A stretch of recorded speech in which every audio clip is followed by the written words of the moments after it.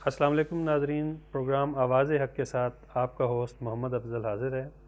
آج کا ہمارا موضوع سخن ہے نبی کریم صلی اللہ علیہ وآلہ وسلم کی رسالت، یعنی کہ جس مہینے میں نبی کریم صلی اللہ علیہ وسلم اس دنیا میں تشریف لائے، اس کے حوالے سے تمام ہمیں معلومات اور علم سے روشناسی کروانے کے لیے ہمارے ساتھ حاضر ہیں علامہ سید سجاد نقوی صاحب، جو کہ خطیب ہیں دربار امام بری سرکار کے۔ السلام علیکم علامہ صاحب۔ جی وعلیکم۔ علامہ صاحب، جیسے کہ آج ہمارا پروگرام ہے شان رسالت مآب صلی اللہ علیہ وآلہ وسلم پر، تو ہمیں یہ بتائیے گا ہمارے ناظرین کو کہ اللہ تعالیٰ نے نبی کریم صلی اللہ علیہ وآلہ وسلم کو رحمت للعالمین بنا کر بھیجا، جیسے کہ قرآن پاک میں بھی ہے کہ وما ارسلناک الا رحمت للعالمین۔ اور ساتھ یہ بھی بتائیے گا کہ جیسے نبوت اور رسالت نبی کریم صلی اللہ علیہ وسلم پر ہے، ایسے دوسرے نبی بھی نبوت اور رسالت سے گزرے ہیں، تو ان کی اور ان کی نبوت اور رسالت میں کیا فرق رہا ہے؟ اعوذ باللہ من الشیطان الرجیم، بسم اللہ الرحمن الرحیم۔ وما ارسلناک الا رحمت للعالمین، اے رسول ہم نے تجھے عالمین کے لیے رحمت بنا کر بھیجا۔ جی اللہ تعالیٰ نے تمام نبیوں کو نبوتیں اور رسولوں کو رسالتیں اللہ تعالیٰ کی ذات میں دیں، مگر اس نبی کی نبوت اور رسالت میں بہت فرق ہے۔ اسی طرح دوسری نبی کی کتابوں میں اور اس نبی کی کتاب میں بھی فرق ہے۔ آپ عالمین کے لیے رحمت بن کر آئے، جب قرآن ہمیں یہی بتاتا ہے کہ اللہ تعالیٰ نے مختلف قبائل میں مختلف علاقوں میں نبی بھیجے، ایک وقت میں کئی نبی بھی آئے۔ کبھی ایسے بھی ہوا کہ اس قریے میں ایک نبی ہے، دوسرے قریے میں دیہات میں دوسرا نبی ہے، تو لیکن اللہ نے ہر نبی کو نبوت اور رسول کو رسالت ایک جز پہ دی۔ جس طریقے سے قرآن مجید میں ارشاد ہوا وَإِذِ ابْتَلَىٰ إِبْرَاهِيمَ رَبُّهُ بِكَلِمَاتٍ فَأَتَمَّهُنَّ قَالَ إِنِّي جَاعِلُكَ لِلنَّاسِ إِمَامًا۔ ابراہیم کے بارے میں ارشاد ہوا کہ اللہ نے ابراہیم کو چند کلمات سے آزمایا، وہ کامیاب ہوئے، تو اللہ نے فرمایا میں نے تجھے انسانوں کا امام بنا دیا۔ اب ابراہیم امام بنے ہیں انسانوں کے۔ انی جاعل فی الارض خلیفہ، اللہ نے آدم کے بارے میں ارشاد فرمایا کہ میں نے آدم کو زمین والوں کا خلیفہ بنایا۔ تو آدم کی نبوت اور رسالت بھی زمین والوں کے لیے ہے، جی نہ کہ آسمانوں والوں کے لیے یا جی جی باقی مخلوقات۔ تو پتہ چلا کہ آدم بھی ایک جزوی نبی تھے۔ وَإِذْ قَالَ مُوسَىٰ لِقَوْمِهِ يَا قَوْمَ لِمَا تُؤْذُونَنِي وَقَدْ تَعْلَمُونَ، کہ جب موسیٰ کی قوم نے موسیٰ کو اذیتیں دیں تو موسیٰ نے کہا کہ میری قوم مجھے اذیتیں کیوں دیتے ہو جبکہ تم جانتے ہو کہ میں تمہاری طرف رسول بن کر آیا ہوں۔ یہاں سے پتہ چلا کہ موسیٰ بھی اپنی قوم کے لیے رسول بن کر آئے۔ جتنے بھی نبی ہیں اللہ تعالیٰ نے ہر نبی کے بارے میں ایک جز اور خطے پہ ان کی نبوت اور رسالت جو ہے وہ بھیجی، لیکن جب سید الانبیاء کی باری آئی تو آپ نے فرمایا وما ارسلناک الا رحمت للعالمین، اے رسول تو عالمین کے لیے رحمت بن کر آیا، میں نے تجھے عالمین کے لیے رحمت بنا کر بھیجا۔ اچھا، قدرتی بات ہے، آپ قرآن مجید میں دیکھیں تو جہاں بھی سید الانبیاء کا ارشاد ہوگا، یا اللہ نے فرمایا هو الذی بعث، میں نے تجھے مبعوث کیا، هو الذی بعث فی الامیین رسولا منہم یتلو علیہم، تو یا اللہ حکم دیتا ہے نبی کے بارے کہ میں نے تجھے مبعوث کیا، بعثت کی ذکر دیتا ہے۔ یا اللہ فرماتا ہے ارسلنا کا، میں نے تجھے بھیجا، بنا کر نہیں، میں نے تجھے بھیجا۔ یا اللہ ارشاد فرماتا ہے ان جاءکم، تمہارے پاس میرا رسول آیا، یا جاء لگایا کہ تمہاری پاس آیا۔ اس سے پتہ چلا ہے کہ نبی کو بنا کر نہیں، یہ نبی پہلے ہی تھے، پہلے کسی اور جگہ پہ تھے، اب ان کو بھیج دیا، ٹھیک ہے۔ یا نبی پہلے بھی تھی، مبعوث جو ہے انہیں جو ہے وہ اب کیا، تو انہیں عالمین کے لیے رحمت بنا کر بھیجا، جس سے پتہ چلتا ہے کہ عالمین جیسے الحمدللہ رب العالمین، اللہ عالمین کا رب ہے، رسول عالمین کے لیے رحمت ہے۔ جہاں تک اللہ کی توحید جاتی ہے وہاں تک رسول کی رسالت اور نبوت جاتی ہے، وہاں تک ان کی رحمت جو ہے وہ ہے۔ لیکن جب آپ کو فرمایا گیا کہ آپ عالمین کے لیے رحمت ہیں، اب عالمین جتنے بھی عالمین ہیں ان تمام عالمین کے لیے آپ رحمت بن کر آئے۔ بلکہ آج سائنس بھی بتاتی ہے اور تاریخ بھی بتاتی ہے، مولا علی نے بھی فرمایا کہ 41 ارب کہکشائیں ہیں، ان کا نظام شمسی جدا ہے، نظام قمری جدا ہے، مخلوق جدا ہے، تو ان کا نظام زندگی جدا ہے۔ تو جو کہکشاں جو دوسرے عالم ہیں، تمام عالمین کا اللہ رب ہے، اور تمام عالمین کے لیے سید الانبیاء جو ہے وہ رحمت ہے۔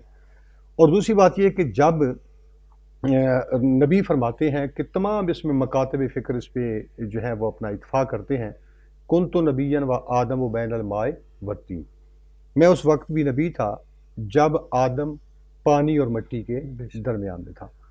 اب یہاں سے پتہ چلتا ہے کہ رسول جب سے کسی غیر وجود نے وجود کا لباس نہیں پہنا تھا، حرکت کی سنسناہٹ میں آواز نے جنم نہیں لیا تھا، اور نہ ہی حوروں اور غلمان نے، فرشتوں نے تسبیح و تحلیل کا سلسلہ شروع کیا تھا، کیونکہ ان کا اپنا وجود نہیں تھا۔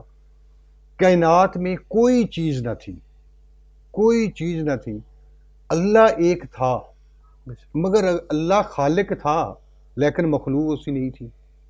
خالق تو تب ہوتا ہے جب وہ مخلوق بناتا ہے، لیکن جب کائنات میں کوئی چیز نہ تھی، کیونکہ پیغمبر اسلام نہیں تھے، تو کوئی زمین یا کوئی چیز غیر وجود سے وجود کا لباس ہی نہیں پہنا تھا، تو اللہ ایک خالق تھا مگر اس کی مخلوق نہ تھی۔ وہ رازق تھا، رزق کھانے والا نہ تھا، وہ معبود تھا، عبادت کرنے والا نہ تھا، وہ مسجود تھا، سجدہ کرنے والا نہ تھا۔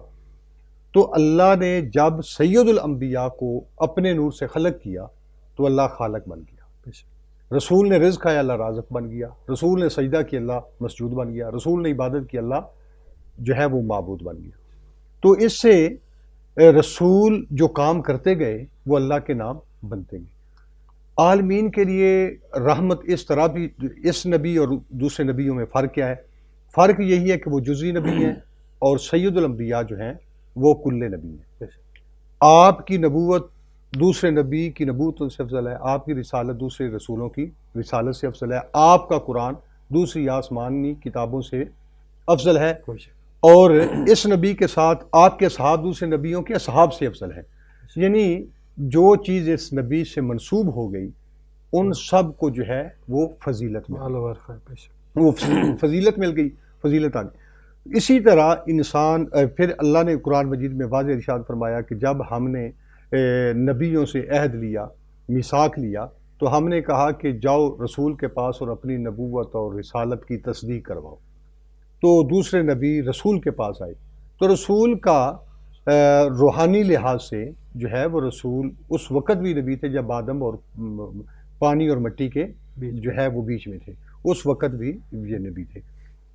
تو جتنے بھی نبی ہیں ان کو نبوتیں اور رسالتیں جو ہیں وہ سید الانبیاء کے صدقے میں ملی ہیں، سب کے سردار ہیں، یہ سب کے سردار ہیں۔ اچھا، پھر اللہ نے اس نبی کے بارے میں جو القاب دیے، تو جو اللہ تعالیٰ نے ان کو انعامات دیے کہ وہ کسی نبی کو نہیں دیے، کہ اللہ نے فرمایا کہ میرے نبی تو وجہ علت ممکنات ہے، تو وجہ علت شش جہات ہے، تو وجہ علت تخلیق کائنات ہے، تو وجہ علت ممکنات ہے، تو علم اول ہے، تو کلم اول ہے، تو فکر اول ہے، تو خلق اول ہے، تو خلق اول ہے، تو ادب اول ہے، تو بشیر ہے، تو نذیر ہے، تو سراج منیر ہے، تو یاسین ہے، تو طٰہٰ ہے، تو مزمل ہے، تو مدثر ہے، تو گنتی کا پہلا حرف ہے،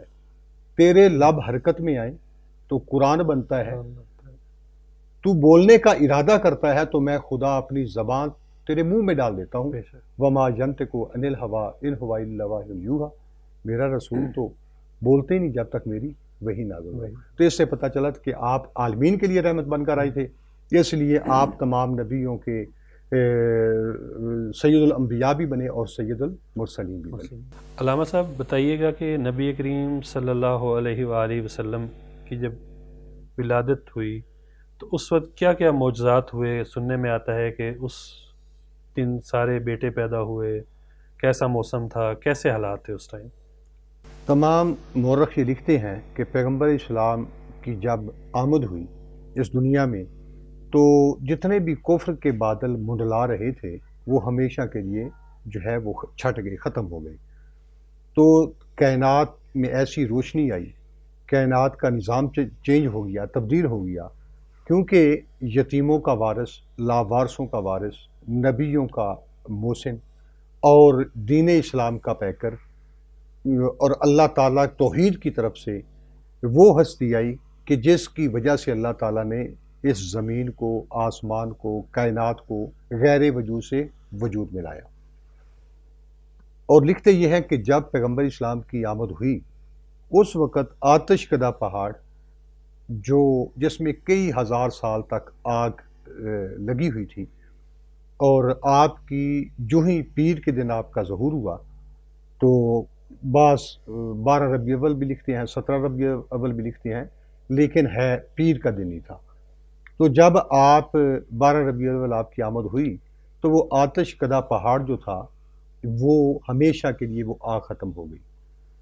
دوسرا یہی بتایا جاتا ہے کہ کیسر و کسرا کے محل کے 14 کنگرے ٹوٹ گئے.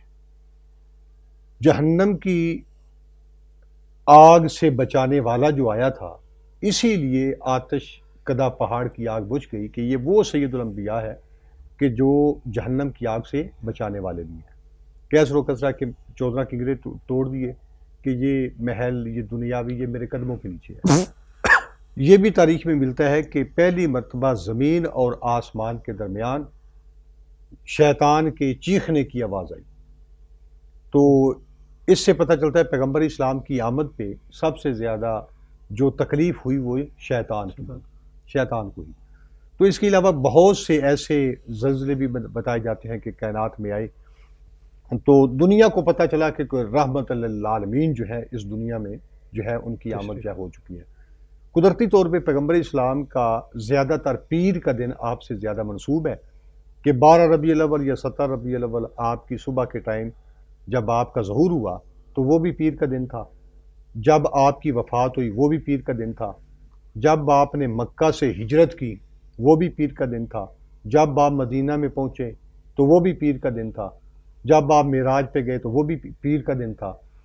علامہ صاحب بتائیے گا کہ نبی کریم صلی اللہ علیہ وآلہ وسلم کی ذات مبارک جیسے غیر مسلموں کے لیے بھی رحمت ہیں، جانوروں کے لیے بھی، جنوں کے لیے بھی، چرند پرند، گویا کہ جتنی مخلوقات ہیں، کیونکہ جیسے اللہ تعالیٰ فرماتے ہیں کہ رب العالمین، تو اسی سیغے میں میرے خیال میں میری ناقص عقل وہ سمجھتی ہے کہ رحمت للعالمین ہے، یعنی جہاں جہاں رب کی ربابیت ہے وہیں نبی کریم صلی اللہ علیہ وسلم کی رحمت بھی ہے.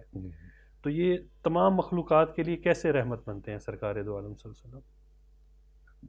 دیکھیں پیغمبر اسلام نے جب اللہ نے فرمایا کہ میرے نبی میں نے تجھے عالمین کے لیے رحمت بنا کر بھیجا، جب عالمین میں جو بھی چیزیں تھیں آپ ان کے لیے رحمت تھیں.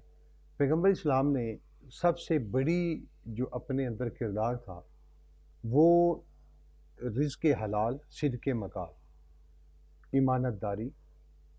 آپ نے دنیا میں اپنی نبوت اور رسالت کو اپنے کردار کے ذریعے سے منوایا. بے شک کہ قول میں سچائی ہوتی تھی اور اس کے علاوہ رزق حلال تھا، امانت میں خیانت نہیں کرتے تھے، عدل و انصاف کے پیکر تھے.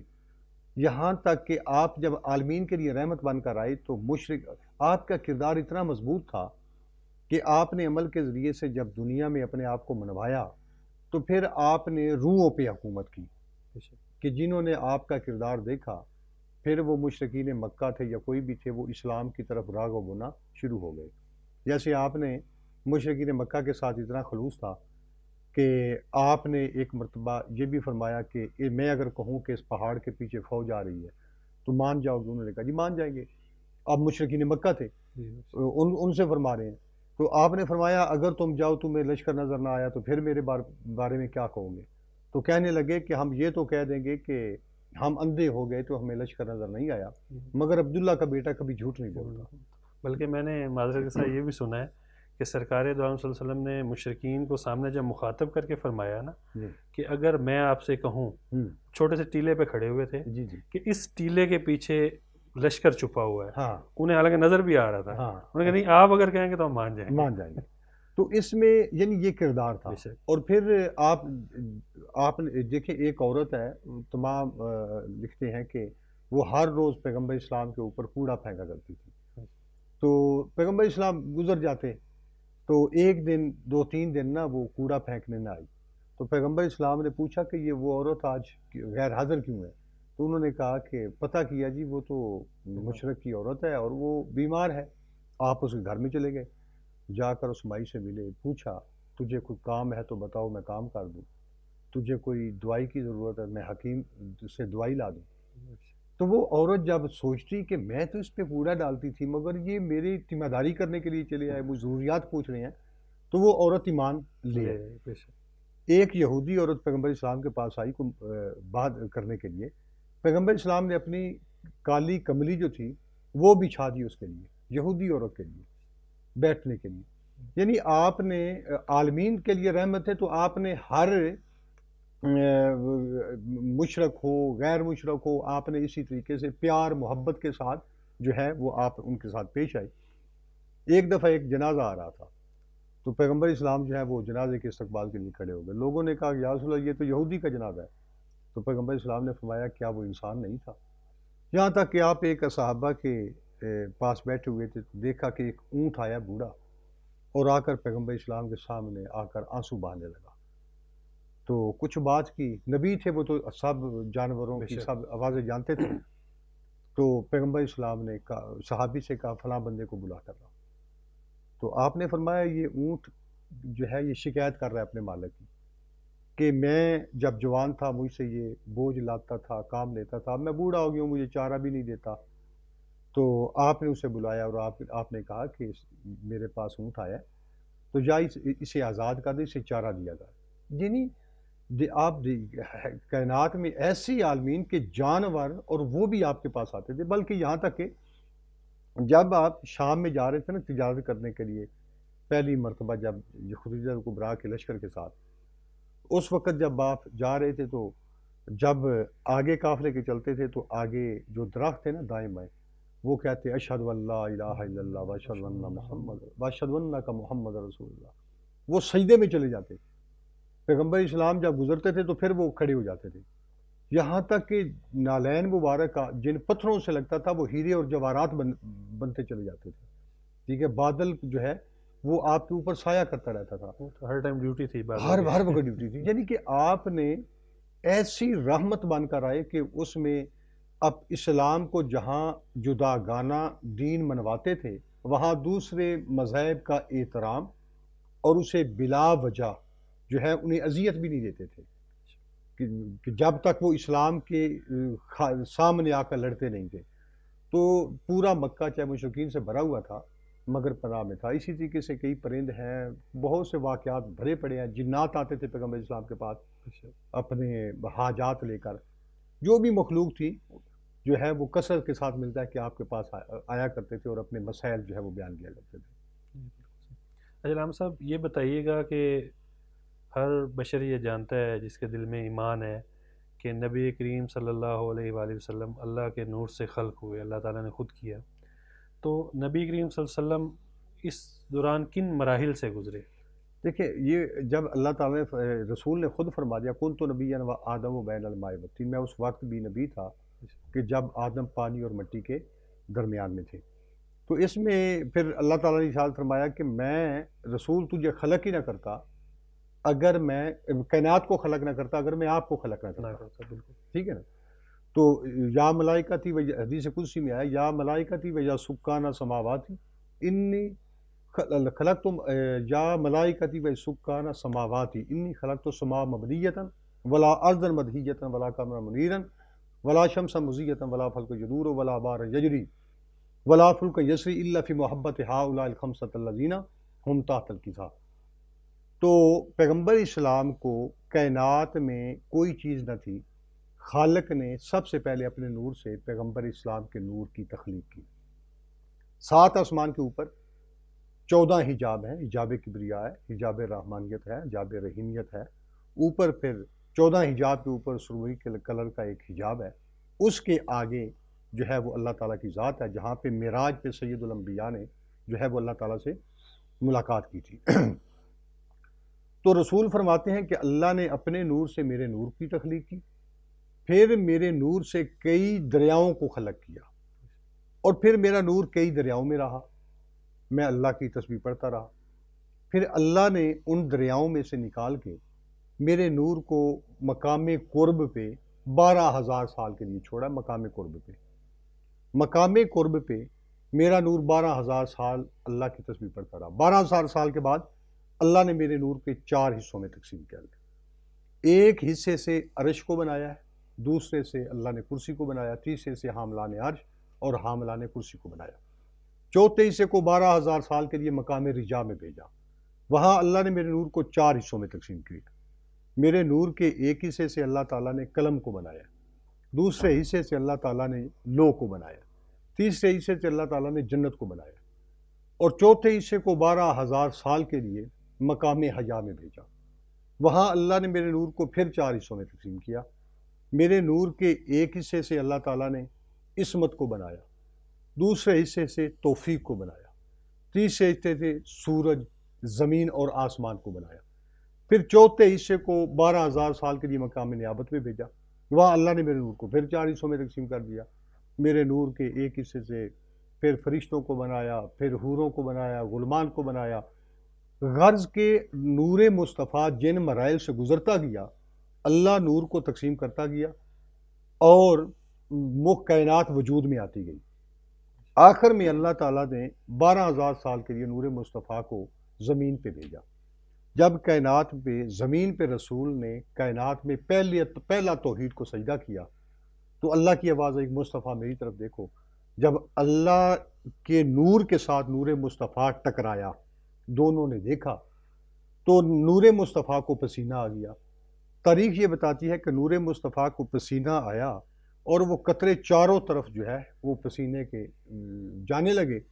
رسول فرماتے ہیں، جابر بن عبداللہ کو کہتے ہیں کہ جابر میں دیکھ رہا تھا میرے پسینے کے قطرے سے کسی سے ابراہیم اٹھ رہا تھا، کسی سے ادریس اٹھ رہا تھا، کسی سے شیس اٹھ رہا تھا، کہ میرے دیکھتے ہی دیکھتے 1,24,000 نبی جو ہے وہ وجود میں آئے، اللہ کی توحید کا اقرار بھی کرتے گئے، میری نبوت کا اقرار بھی کرتے گئے، علی کی ولایت کا اقرار بھی کرتے گئے۔ آپ نے فرمایا کہ 1,24,000 انبیاء میرے پسینے سے آئے۔ یہ اس میں تمام متفق ہیں مسالک۔ اب یہاں سے پتہ چلتا ہے کہ پسینہ دیکھیں، ہر انسان بھی پسینہ ایک فالتو چیز ہے۔ پیغمبر اسلام کا کیا مشک عنبر تھا، اتنا پسینہ قیمتی کہ جس کے پسینے کے قطرے سے نبی وجود میں آتے گئے۔ تو پتہ چلا کہ نبی وہ ہے کہ جس کے پسینے سے سید الانبیاء وہ ہیں جس کے پسینے سے نبی بنتے ہیں اور جس کے خون سے حسن حسین بنتے ہیں۔ تو اتنا ہی فرق ہے، پھر فرق خود انسان دے لے، کیا پسینے اور خون میں کیا فرق ہے۔ تو اسی لیے دین اسلام کو بچایا حسن حسین نے۔ جی بے شک۔ اور یہ بھی دیکھیں کہ حضرت جبرائیل علیہ السلام خود نور کے بنے ہوئے تھے جی، اور ان کے جو ہونٹ ہیں وہ کہتے ہیں کہ کافور کے بنے ہوئے ہیں۔ ہوں، جب وہ وحی لے کر آتے تو ایسا نہیں کہ دروازہ کھٹکھٹاتے یا مطلب کہ اگر سرکار آرام فرما رہے ہیں تو شور کرتے، آ کے دو زانوں بیٹھ جاتے ایسے ہی اور اپنے ہونٹ مبارک سرکار کی تلیوں سے لگاتے کہ سرکار کو اس کافور کی ٹھنڈک پہنچے۔ یعنی کہ جو فرشتوں کے سردار ہیں ان کے ادب کا یہ لیول ہے، اور ہم مطلب کہ پتہ نہیں نہ ایک اچھی چیز سے تو ہم انسان نہیں بنے ہوئے نا، لیکن ہم باتیں کرتے ہیں سرکار صلی اللہ علیہ وسلم کے وہ اس میں جا کے، ہمارے مسلمان بھائی ہیں اکثر نا، ان کو بھی مطلب کہ احترام بہت کرنا چاہیے۔ بہت پیارا آپ نے جملہ کہا کہ دیکھیں نور سے جبریل بھی بنا ہوا ہے، نور سے مصطفیٰ بھی بنا ہوا ہے، لیکن ان کی نوروں میں بھی فرق ہے۔ نوروں میں کیا فرق ہے کہ رسول بھی نور کے ہیں، جبریل بھی نور کے ہیں، مگر جب اللہ نے معراج پہ بلایا تو سدرۃ المنتہا پہ وہاں پہ جا کر جبریل نے کہا آگے میں نہیں جا سکتا، کہ میں اگر ذرہ برابر آگے جاتا ہوں تو میرے پر جل جائیں گے۔ اس سے آگے نور مصطفیٰ آ گیا تو پتہ چلا کہ دونوں کی بناوٹ جو نور تھا اس میں بھی فرق تھا۔ اور پھر عشق کی بات کریں نا کہ جیسے جب یہ بات سنی حضرت بلال حبشی نے، ہاں انہوں نے کہا جی سرکار آپ نے جبریل کو کہا کہ چلیں، تو انہوں نے کہا نہیں میرے پاؤں پر جل جائیں گے. ہاں قسم اس خالق کائنات کی کہ بلال ہوتا اور آپ کہتے چلیں، ہاں بلال جل جاتا لیکن بلال جاتا. ہاں، یہ تو ایک لیکن عشق کی انسانوں کیا کا مثال عشق تھی، جو ہے عشق نا. کی مثال جی جی تھی. بالکل صحیح. علامہ صاحب جیسے کہ آپ اتحاد کے اوپر بہت زیادہ کام کر رہے ہیں، تو چونکہ مسلمانوں کے فرقے بننے ہی تھے، نبی کریم صلی اللہ علیہ وآلہ وسلم نے ارشاد فرمایا تھا، تو یہ بتائیں کہ ابھی موجودہ حالات میں مسلمانوں کو کیا ضرورت ہے کہ سب اکٹھے ہو کے رہیں اور دوسرے لوگ ان سے فائدہ نہ اٹھائیں؟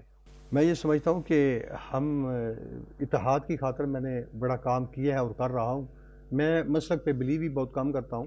میں یہی کہتا ہوں کہ قرآن نے ہمیں یا ایھا الذین آمنوا کے نام سے پکارا ہے کہ ہم سب ایمان والے ہیں. ٹھیک ہے، تو اس صورت میں میں یہی التجا کروں گا اور میسج دوں گا کہ آپ انسانیت جو ہے اس کی خدمت، اور انسان کو کبھی تفرقہ بازی میں کسی کو اوپر ظلم کرنا اور حق کھانے سے پرہیز کیا جائے.